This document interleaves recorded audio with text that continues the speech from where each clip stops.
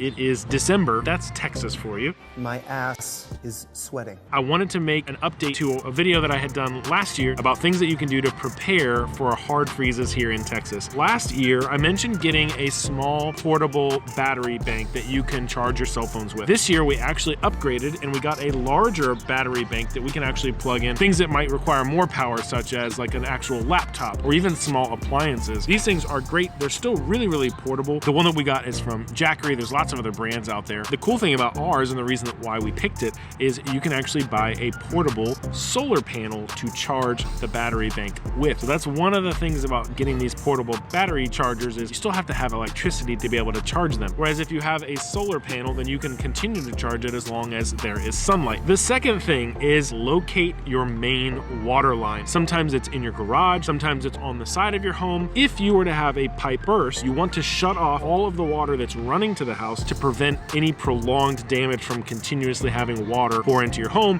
causing damage to your floor, your sheetrock, insulation, and all that other stuff. It becomes really costly. Tip number 3 is if you have an older home, it can be more common to have a draft. You might be letting some of that warm air that's inside your house escape by not having fully sealed windows and doors. A lot of people unfortunately allow the weather stripping around their front and back doors to get really worn down or to be completely missing, which could be allowing air to escape in and out of those entryways. So even just replacing the weather stripping around those doors can help to seal things in and keep that air from getting out. Tip number 4, if you haven't gone up into your attic anytime recently to see what your insulation looks like, it could be a good idea before the next freeze to go and have somebody check that out. Now, there are different R values that are established to tell you how high or how thick the insulation should be, and there's actually different types of insulation. So if that insulation is really old and maybe you haven't replaced it since the home was built in the 80s,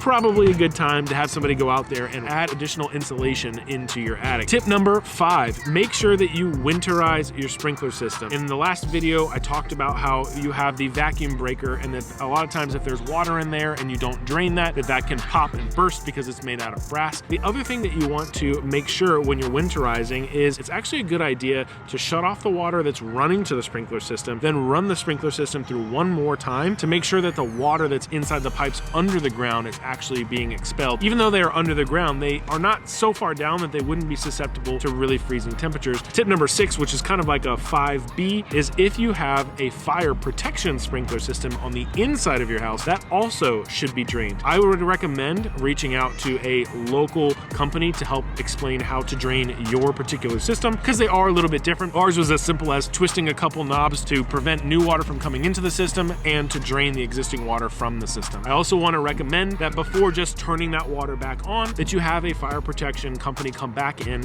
and do a test to make sure that no leaks have formed during that time that it was off. Before they turn all that water on, you have a bunch of water rushing through the pipes in your home so that you can prevent any potential damage from happening after a freeze. Now, tip number 7 is not necessarily about winterizing your home, but it's about being a good neighbor. If you have elderly neighbors or people that live nearby that might not be as mobile as you, just check on them to make sure that they have what they need, that they've been able to prep their own house and winterize their own home. And if they don't have anybody to help out and you're able to, just taking a few minutes to check on them and make sure that they're okay can make a world of a difference. And if they have pets or if you see other animals that might normally be chained up outside or kept out in a yard, it's always a good idea to also check with those neighbors to make sure that they're aware that a freeze is coming. Tip number 8 is to check your pantry to replenish on anything that you might need. So non-perishable items, things that are in cans or things that are boxed that don't go bad for long periods of time can come in really handy when all of a sudden your gas doesn't work and you can't cook, you have no electricity, you can't get to a store because there's ice on the roads. Throughout the year, just every time you go to the store, you might stock up, grab a couple cans that you have it in the case of an emergency. The next thing that I would also recommend is to fill up water jugs. If you don't have running water, the only water that you'll have access to is whatever water you already filled up in jugs or buckets or in containers ahead of time. Even just filling up a bathtub doesn't have to be safe to drink, but having that extra water in the tub, you can just dump it right into the toilet. That way you can continue using your toilets. For 12 more tips on how you can winterize your home, click to watch this video where I go through the tips that we learned during the previous freeze. If you have any tips of your own, please leave them in the comments down below and let your fellow Houstonians know what things that you did